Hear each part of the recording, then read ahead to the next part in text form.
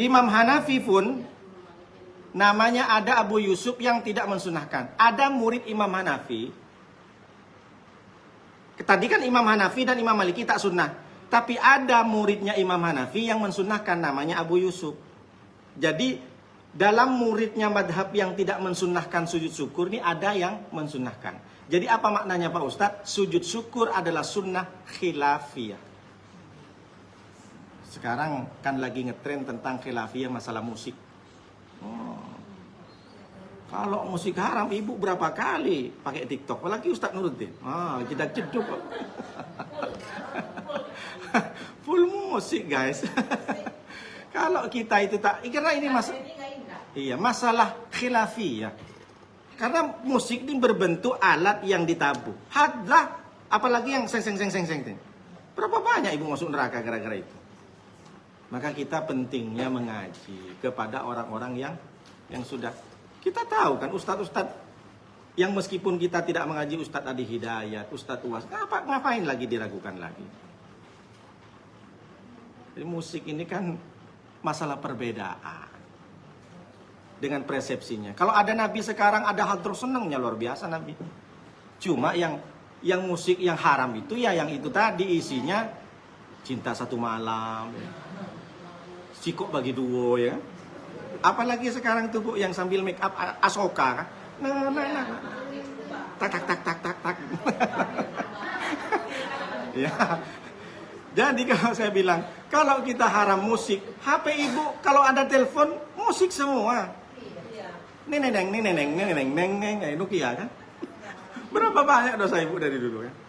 Maka kalau masalah khilafiyah seperti sujud syukur ini, makanya jumhur ulama sudah sampaikan, sujud syukur ini, sholat yang jumhur ya, yang mufakat ulama, itu harus pertama nutup aurat. Karena sujud ini sama dengan sujud tilawah. Harus nutup aurat, harus punya wudu. Tapi ulama lain yang penting nutup aurat. Makanya kalau pesepak bola itu mengegolkan, yang muslim itu, lututnya itu dipakein mindset lagi. Coba tengok, Zinedine Zidane.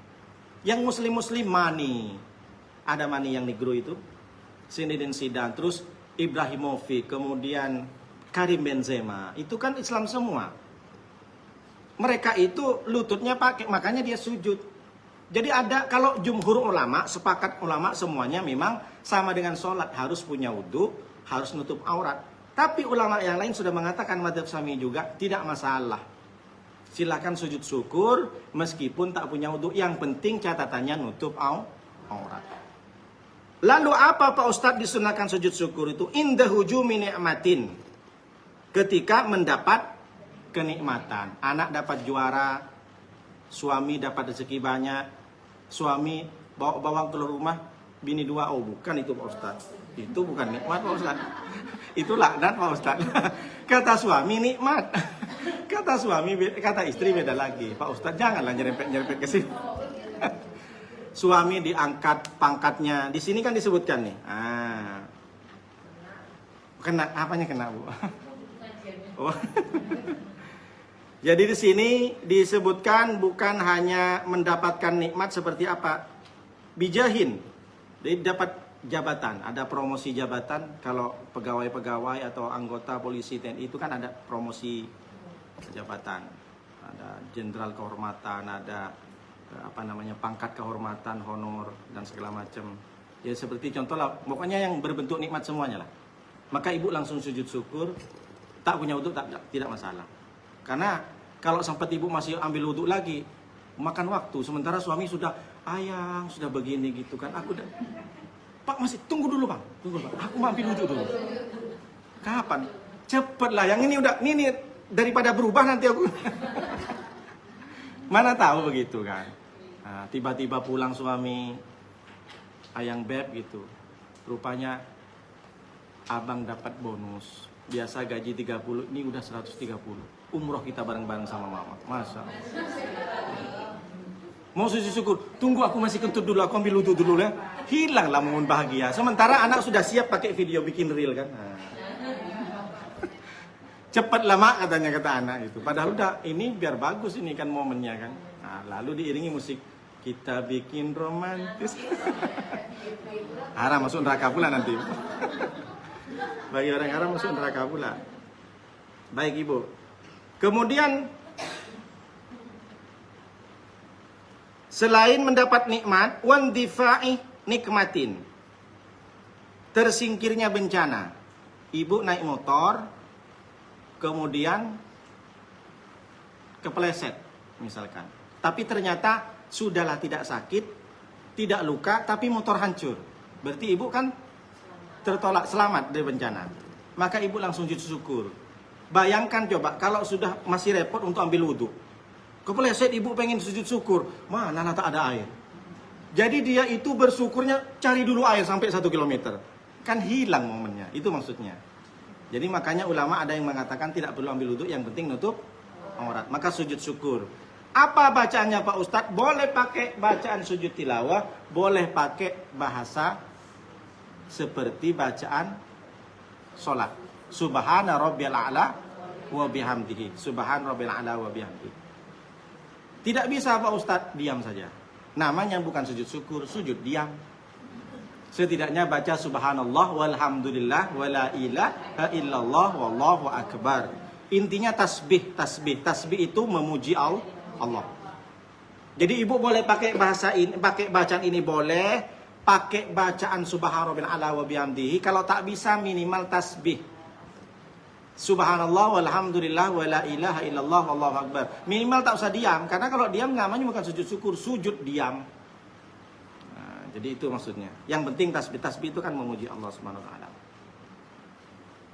Kenapa orang ketika terlepas dari musibah, kecelakaan, penyakit segala macam, kenapa mesti sujud syukur? Di sini disebutkan syukron ala salamati min dzalika. Karena berterima kasih kepada Allah, ternyata Allah masih berikan kesempatan kepada kita selamat.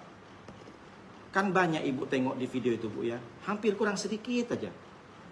Jadi ada mobil, dia berdiri di pinggir jalan, tapi karena ada dompet jatuh di belakang badan kita. Diambillah dompet itu, ternyata mobil pus. Seandainya Allah tidak menggerakkan hatinya menoleh ke belakang ngambil dompet, mati kan dia. Kan ada tuh di media sosial itu. Sedikit lagi dia Pak Ustaz, sedikit lagi dia. Berarti Allah masih sayang kepada kita agar kita terus bertobat. Kalaupun memang ada orang yang meninggal kena kecelakaan, ya tetap husnudzon kepada Allah. Mungkin Allah memberikan kematian kepada dia bukan dengan kematian yang sedang lagi bermaksiat, tapi justru syahid. Kecelakaan itu kan mati syahid sugro, syahid yang kecil, bukan syahid seperti perang. Jadi tetap dimandikan. Kalau syahid yang perang berdarah-darah, haram dimandikan, tak boleh disucikan. Orang berperang di zaman Rasulullah, sahabat itu nggak perlu dimandikan, cukup dikafani saja, dikubur. Karena darah yang mengalir itu bersaksi nanti dia suci bagi Allah. Jadi kalau ada kecelakaan, kena listrik atau segala macam, itu syahid namanya. Paman saya Pak Ustadz ke Jakarta, katanya ada pengajian Pak Ustadz, kena tabrak mobil. Syahid nggak Pak Ustadz? Syahid, saya bilang gitu. Tapi sebelum ke Jakarta masih mampir ke bini yang kedua Pak Ustadz. Oh tak tahu. Oh. Enggak, ya kan mana tahu Bu, ada kan seperti itu kan. Tak bilang-bilang sama istri, rupanya sudah 5 tahun. Ya pamitnya ke Jakarta, pengajian. Rupanya memang di Jakarta bini kedua itu. Jadi gimana Pak Ustadz? Itu bukan mati syahid, mati sakit, saya bilang gitu. Karena bohong kan sama istri pertama. Makanya kalau tak bohong itu bagus. Ya, kalau ada suami yang jujur sama ibu, itu perlu diajungin, jangan direpetin. Apa? Repetin pula dilempar pakai gelas. Kalau yang jujur berarti itu memang sudah setia sama ibu. Yang bahaya itu dia yang tak pernah cerita tentang bini-bini, tiba-tiba sudah 2 dia. Kan ada laki-laki itu cuma diam aja. Ada orang cerita bini 2, dia diam aja. Rupanya sudah 2 juga dia istrinya jadi 2. Diam-diam punya. Sampai pula ke Ustadz, gimana lah Pak Ustadz? Saya kan tadi bilang, kalau saya cerita bini 2 ini berarti saya tak berani. Ngomong aja. Kan gitu Bu ini. Baik, kita lanjut Bu. Ini tentang sujud syukur, tapi bini 2. Wali ru'yati fasikin, ini yang paling penting. Jadi yang pertama karena dapat nikmat. Yang kedua karena selamat dari musibah. Jadi kan di sini Bu, coba perhatikan bahasanya. Nikmat pakai kuf, kalau nikmat pakai ain. Nah, hampir sama tuh. Nah, coba tengok di kitabnya itu, garis kedua. Nikmatin pakai kuf itu adalah musibah, penyakit, bala. Kalau di situ bahasanya bencana. Tapi kalau pakai ain, berarti kenikmatan. Coba bahasa Arab, hebat kan? Hanya berubah huruf saja. Ain sama kuf saja. Nikmat sama ni'mat. Kalau kuf Nah, ini ibu kan ilmu juga ini ibu. Ibu tahu ibu. Jadi bahasa Arabnya nikmat itu bencana. Nah, makanya jangan sampai salah. Itulah pentingnya belajar tajwid. Ba. Kalau kop bak. Oh, harus di sini. Kalau kaf Pak Ustaz beda. Ki ku bak. Kah ada masih ininya. Bendesah kah. Jadi kalau pakai kaf, misalkan apa kalau pakai kaf bahasa Indonesianya? Kami. Jadi baru belajar tajwid, kami mau ke sana. Kenapa gitu? Ini kaf. Kalau pakai kaf, mustaqim. Ihdinas siratal mustaqim. Dia seharian belajar kaf. Kami mau ke sana. Kenapa pakai kaf, Ustaz? Mana tahu ibu seperti itu. Kalau ain, beda dengan a. Jadi kalau amin salah, yang betul a. Ba, a, i, u, ba. Itu alif. Kalau ain, a, i, u, ba. Saya kurang, kalau tajwid kurang nih. Tapi saya paham. Ada dho, ada ubot.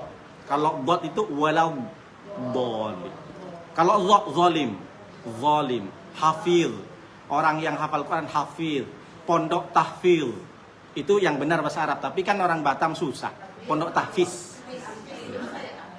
Nanti kalau ibu bilang, mau ke mana? Ke pondok tahfil.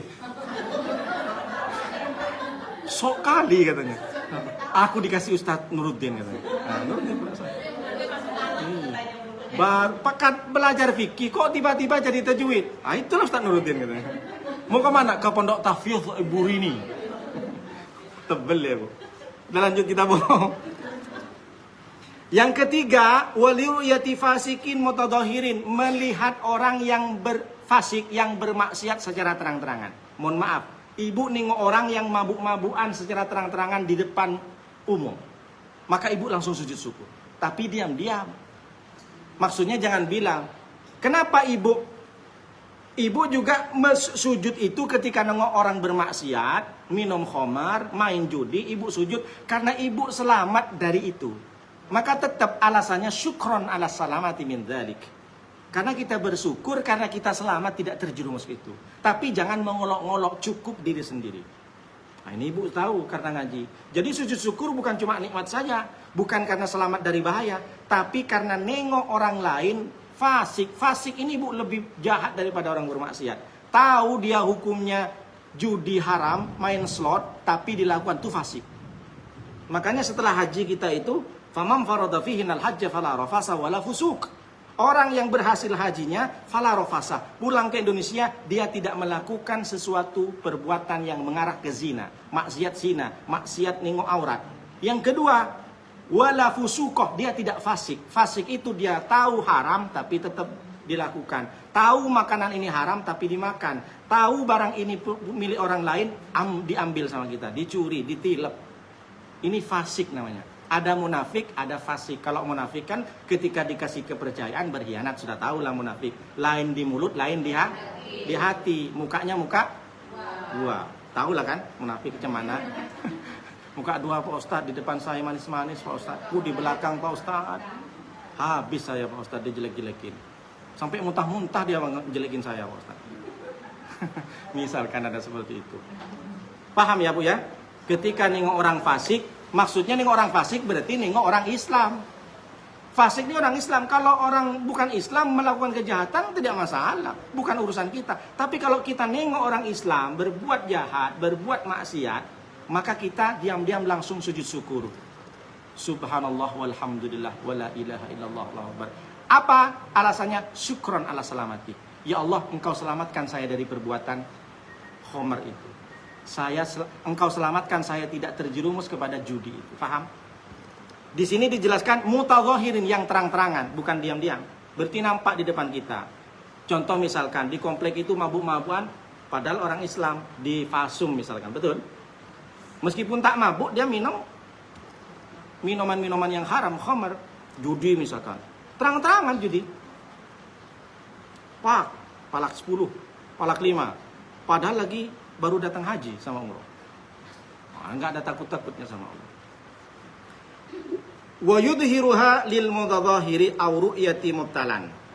Dan ditampakkan sama orang kejahatan, kemaksiatan ditampakkan. Begitu pula ia melakukan sujud syukur secara terang-terangan untuk orang yang fasik itu, atau ia lakukan sujud syukur karena melihat orang yang mengalami musibah pada badan atau akalnya, tetapi hendaknya ia lakukan sujud itu secara sembunyi. Atau yang keempat, nengok orang kena musibah. Musibahnya bukan musibah biasa, tapi musibah mohon maaf. Datang dari mana tuh? Di diskotik, naik motor, mabuk, pingsan. Ini kan kecelakaannya tak biasa nih kan. Nah, setelah dicek, oh ternyata dia baru konsumsi sabu. Kan tak terang-terangan dia, kita nggak tahu kan, tiba-tiba dia jatuh pingsan. Dan itu terjadi kemarin. Kelulusan sekolah anak SMA masuk, sempoyongan dia karena konvoy, padahal udah dilarang.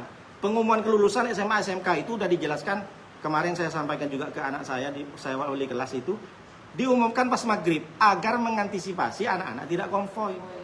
Ternyata masih ada di media sosial perempuan 2 mabuk dia, Bu. Seragamnya lagi coret-coret. Sampai di sawah dia jatuh.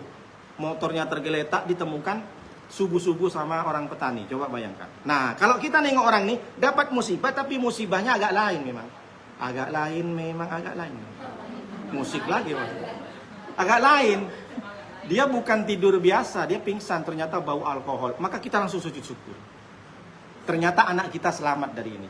Nah, kalau nengok anak kita seperti itu. Atau nengok suami lagi digerebek, nah, bawa istri lain gitu di mobil.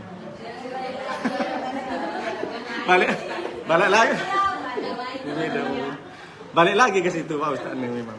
Jadi kata ibu-ibu nih, sebenarnya bukan kami yang mancing, Pak Ustadz sendiri yang. Oke, kita lanjut Bu. Kenapa Bu? Yang mau istri yang lain ini, Ustadznya. Iya. Iya, berarti kan Ustadz berarti pikiran ke situ dia. Jangan Bu. Nengok dia Bu dari rumah Bu. Baik Ibu. Sampai di mana tadi? Dan dianjurkan sujud syukur ketika membaca ayat dalam surah Shad. Nah, di dalam surat ini juga sujud syukur juga namanya. Tapi ini menurut jumhur ulama jarang dilakukan karena lebih kalau dalam sholat lebih kepada sujud